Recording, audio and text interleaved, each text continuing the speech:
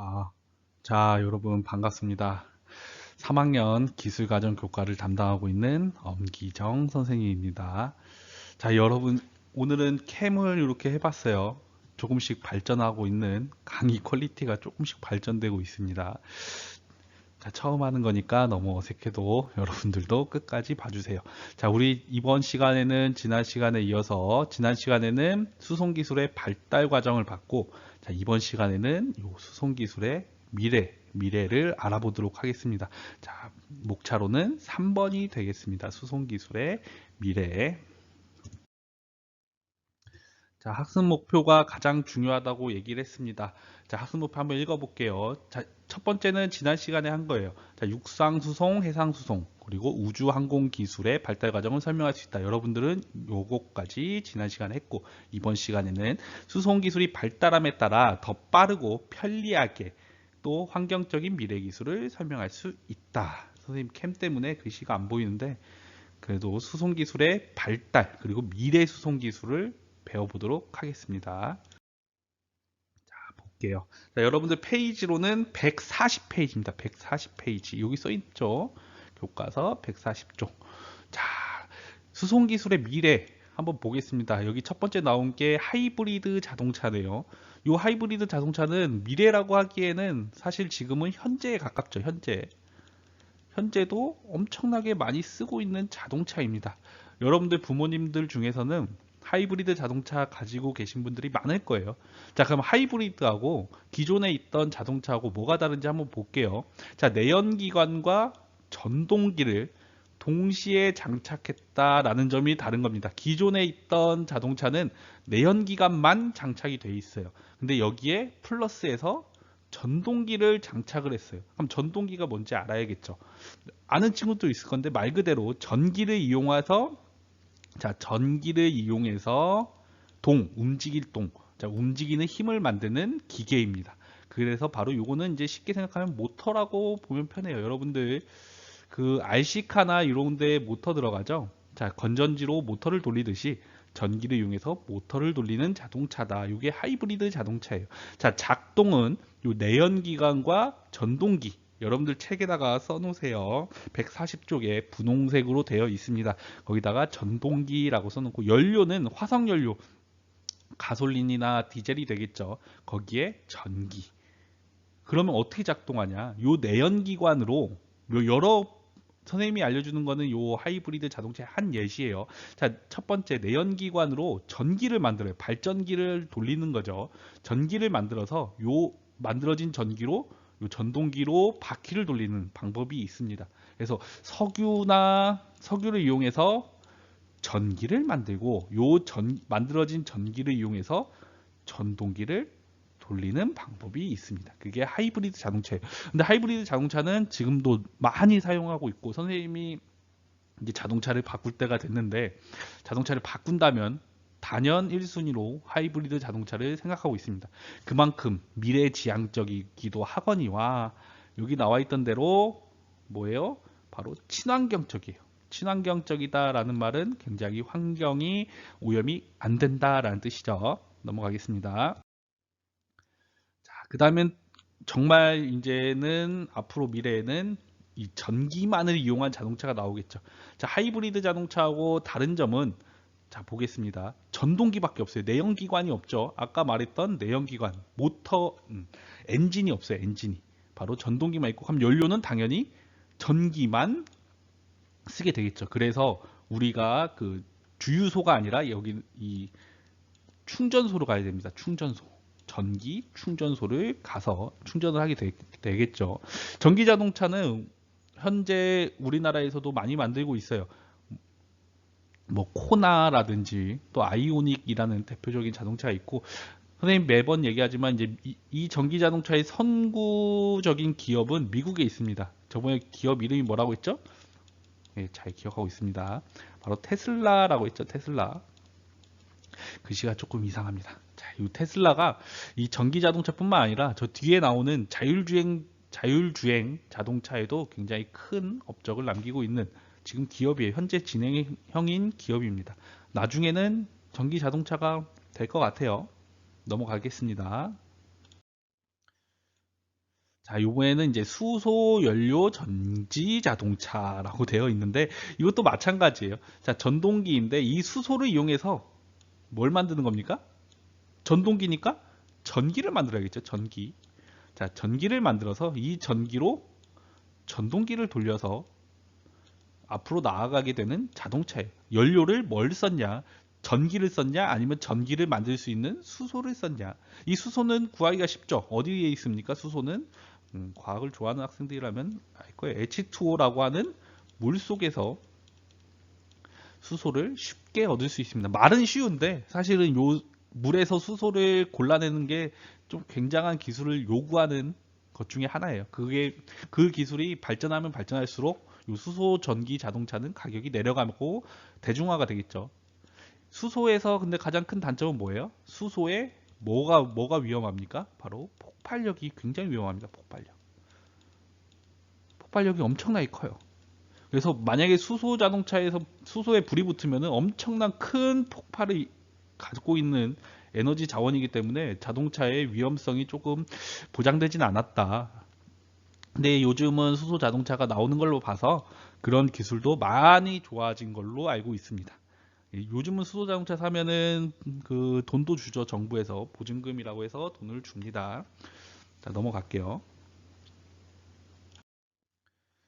그 다음에는 이제 자동차 봤으니까 자동차는 가장 대중적인 거라 이렇게 많이 소개됐고 뭐 비행기도 있죠. 극초음속 비행기라고 해서 스크램 제트 기관 엔진의 다른 종류예요.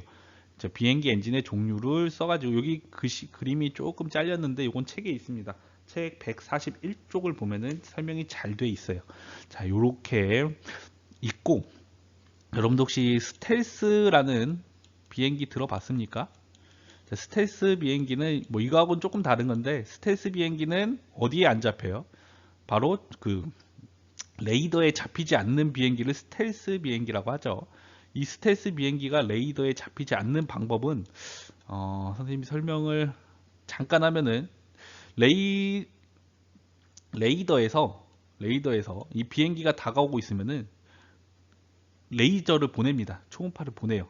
초음파를 보내서 이 비행기에 맞아서 튕겨나온 초음파가 다시 튕겨나온 초음파가 이 레이더로 다시 와요. 이 시간을 측정합니다. 이 시간을 측정하면 뭐가 나옵니까? 바로 거리가 나와요. 거리가. 어떻게 거리가 나옵니까? 자, V는 속도는 뭐예요? 시간분의 거리이기 때문에 이 거리는 뭐가 나옵니까? S는 다시 뭐예요? V 곱하기 T. V는 뭐예요? 속도죠, 속도. 이 속도는 무슨 속도예요? 요 레이더에서 보내는 속도예요. 그리고 속도는 알고 있죠. 이 속도를 알고 있고 또 갔다가 보냈다가 돌아오는 시간을 측정하면 거리가 나와요. 이 거리를 요 레이더에다가 표시를 해주면 되는 겁니다. 근데 이 스텔스는 그게 안 보여요. 왜 안 보일까요? 이 스텔스는 이 레이저에 맞으면은 레이저에서 다시 여기로 돌아가는 게 아니라 이렇게 튕겨져 나가게끔 설계가 되어 있습니다. 맞은 레이저가 튕겨져 나가게끔 설계가 되어 있어요. 그러면 돌아오는 시간이 없죠. 시간이 없기 때문에 스텔스 비행기는 레이더에 잡히지 않는 거예요. 대략적으로 설명하면 이렇고 더 복잡한 기술이 들어가 있습니다. 자, 넘어가 볼게요. 자, 자기부상 열차. 우리 지난 시간에 선생님이 자기부상 열차를 한 설명을 조금 해줬어요. 기억나나요? 잠시만 다시 뒤로 갈게요. 뒤로가 안 가지네요. 자, 그러면 여기서부터 보죠. 자, 자기부상 열차는 이제 자석의 힘으로 앞으로 나아가는 열차인데 지금은 아직 상용화가 안 되어 있다고 했습니다. 왜 안 되어 있다고 했죠? 안전성의 문제도 있고 여러 기술적인 문제가 있는데 가장 큰 거는 안전성의 문제다. 그럼 어떤 안전성의 문제냐? 자석의 힘이 굉장히 세야 돼요. 왜? 그 기차가 몇 천 톤 할 텐데 그거를 위로 띄워야 되니까 굉장히 세야 됩니다. 자석의 힘이. 그럼 이 자석의 힘이 세는 게 인체에는 아무런 영향이 없겠느냐라고 하는 안전성의 문제가 존재를 한다. 자, 여기 그래도 한번 보겠습니다. 자, 이 N극과 S극을 교차로 이렇게 두는 거예요. 교차로. 여기 S극, N극, N극, S극, S극, N극. 그러면은 N극과 S극은 서로 땡기기 때문에 이렇게 서로 붙겠죠. 붙은 다음에 어떻게 될까요? 그럼 앞으로 나아가고 그런 다음에는 요 N극이 다시 S극으로 바뀝니다. 요 S극은 다시 N극으로 바뀌겠죠. 이런 식으로 계속해서 전극을 바꿔가면서 앞으로 진행해 나가는 게 자기부상 열차예요. 어떻게 자석이 N극과 S극이 바뀌나요? 라고 생각할 수 있는데, 자, 전자석을 이용하면은 편리하게 전기로 자석을 만드는 거죠. 자, 전자석을 이용하면은 편리하게 이 N극과 S극을 쉽게 바꿀 수 있어요. 바로 전류의 방향만 바꿔주면은 N극과 S극이 쉽게 바뀝니다. 자, 이런 식으로 자기부상 열차의 기본 원리예요. 기본 원리. 이것보다 훨씬 복잡한 기술이 들어가 있지만 기본 원리입니다. 자, 넘어갈게요. 자, 다음의 수송수단은 비행기일까요? 선박일까요? 자, 요게 이제 보면은 선생님 보겠습니다. 위그선이라고 나왔어요. 위그선은 뭐 쉽게 검색하면 알겠지만 바다 위에서 여기가 몇 미터? 한 5미터 정도 떠서 나갑니다. 5미터. 5미터 정도 떠는데 시속이 무려 550km예요. 비행기보다 조금 느린 속도고 배보다는 훨씬 빠른 속도죠. 자, 위그선은 수면 위에서 5미터 정도. 자, 5미터 정도 공중으로 뜬 상태에서 이동하는 선박이다. 근데 위그선은 선박으로 분류를 하고 있습니다. 비행기가 아니에요. 근데 위그선은 지금 쓸까요? 안 쓸까요? 선생님은 항상 여기 나온 것보다는 좀 이상한 걸 알려주는 것 같은데, 자, 위그선은 지금 많이 상용화가 안 되어 있어요. 단점이 좀 큽니다. 어떤 단점이 있을까요? 뭐 각자 나름대로 생각한 바가 있는데 가장 큰 단점은 역시나 뭐예요? 안전이에요, 안전. 안전에 확보되지 않았다. 자, 이렇게 지금 바다가 어떻습니까? 굉장히 잔잔하죠. 사진상으로는 굉장히 잔잔한 바다예요. 잔잔한 바다. 근데 바다가 이렇게 매일 잔잔할까요? 그러다가 잔잔한 바다였다가도 영화 보면 어떻습니까? 갑자기 벼락이 치고 비가 내리고 파도가 이렇게 올라오는 바다도 많이 봤을 거예요. 여기서 갑자기 파도가 이렇게 올라오면은 이 위그선은 어떻게 될까요? 곧바로 침몰을 할 수도 있겠죠. 그런 식으로 이 안전이 확보가 되지 않아서 많이 쓰이진 않습니다. 많이 쓰이진 않고, 근데 장점은 뭐예요? 가장 큰 장점은 이 속도 보세요. 속도 보세요. 속도 550km입니다. 뭐 자동차보다 훨씬 빠르죠. 비행기보다 조금 비행기가 한 평균 속도가 900km per hour예요. 비행기의 보다 조금 느리다 하면 좀 그런데 하여튼 반쯤 느리지만 이것도 굉장히 빠른 속도입니다. 넘어가겠습니다. 자, 한 장 넘겨볼게요. 142쪽. 자, 우리가 잘 알고 있는 드론이 나왔습니다. 선생님이 드론은 굳이 설명을 많이 안 해도 여러분들이 선생님보다 더 잘 알 거예요. 집에 드론을 가지고 노는 학생도 있을 거고 또는 전문적으로 연습을 하는 학생도 있을 건데 선생님도 이 드론을 집에 있어요. 연습을 많이 했는데 선생님 어렵더라고요. 그리고 이 농업용 드론 예전에 예능에서 김건모가 이제 드론을 좋아해서 이런 얘기를 많이 했습니다. 뭐 농업용 드론을 자격증을 따면은 평생 먹고 산다. 이런 자격증 그런 것처럼 이 드론이 조종하기도 사실 어렵고 물론 뭐 가볍게는 할 수 있는데 전문적인 드론은 좀 조종하기가 많이 어렵다고 알고 있어요. 자, 여기서는 이제 택배, 농업, 군사, 산불 관리, 의료 및 건강 관리 등에 이용한다라고 나와 있는데 아직 택배는 많이 안 하죠. 농업은 하고 있어요. 군사, 우리 얼마 전에 뉴스 나왔죠. 그 미국에서 누군가 이제 드론으로 저격에 성공했다는 그 뉴스가 나왔습니다. 이런 것처럼 드론은 누가 쓰느냐에 따라서 굉장히 편리하고 할 수도 있지만 조금 어두운 면도 있어요. 사실은 드론 무섭죠. 어떻게 보면은 예전 초창기에는 방송에서 이제 드론을 띄워서 멋진 모습을 담으려고 했는데 그 이탈리안가 그 방송에서 이탈리아를 갔어요. 거기서 이제 드론을 띄웠다가 그 방송이 그 주의 경고를 먹은 적이 있습니다. 왜 그랬을까요? 아무것도 모르고 그냥 띄워버린 거예요. 드론을. 방송용 드론을. 방송용 드론은 여러분들이 가지고 노는 드론보다 굉장히 큽니다. 그 드론을 띄웠다가 거기 이탈리아는 법으로 제정이 되어 있습니다. 어느 도시에 가면은 몇 미터 이상 드론을 띄우면 안 된다. 우리나라도 지금은 있어요. 그 당시엔 없었고. 왜 드론에 대해서 정보가 많이 약하던 시절이었기 때문에 그런 에피소드도 있었습니다. 자, 드론은 엄청나게 많이 지금도 사용하고 있죠. 넘어가겠습니다. 자, 자율주행 자동차예요. 자율주행 자동차. 자, 이거는 선생님이 이제 운전을 하는 운전자의 입장으로서 너무 좋은 기술인데 한편으로는 무섭기도 합니다. 운전대를 놓고 그 시속 80km, 90km로 간다는 게 사실 상상이 잘 가지는 않아요. 근데 지금 이거는 많이 쓴다라고 하면 좀 그렇고, 하여튼 쓰고는 있는 기술이에요. 어디서? 선생님이 또 얘기했던 뭐 테슬라라는 기업 또는 구글, 미국에서 조금 앞서가고 있어요. 운전자가 자동차를 직접 제어하지 않아도 자동차 스스로 도로를 파악해 주행하는 자동차. 자, 자동차가 요렇게 생겼습니다. 아유, 그림이 이상하네요. 자, 요렇게 생겼는데 온갖 군데 카메라가 있어요. 이렇게 카메라가 있고 또 위에도 있고 카메라가 엄청나게 많이 설치되어 있어가지고 그거를 실시간으로 계속 반영을 합니다. 물론 카메라가 그 자동차의 디자인을 해치지 않는 선에서 숨겨져 있겠죠. 요즘은 작은 카메라도 굉장히 화소가 높아서 잘 보이니까 그런 식으로 이 자율주행 자동차. 자율주행은 또 우리가 이제 뭐랑 연관될 수 있습니까? 요 AI라고 하는 것과 같이 설명할 수 있겠죠. 자, 넘어가겠습니다. 자, 여기 뭐 GPS 센서도 있고 전방 카메라, 후방 카메라, 후방 레이더, 전방 레이더, 카메라가 다 달려져 있어요. 이런 것들이 이제 자율주행 자동차를 하게 하는 원리다. 자, 자율주행 자동차를 하기 위해서 우선적으로 해결해야 될 과제 한번 생각해 보세요. 자, 여기 읽어보면 되겠지만, 자, 여기 읽어보면 쭉 나와 있습니다. 당연한 겁니다. 당연한 거.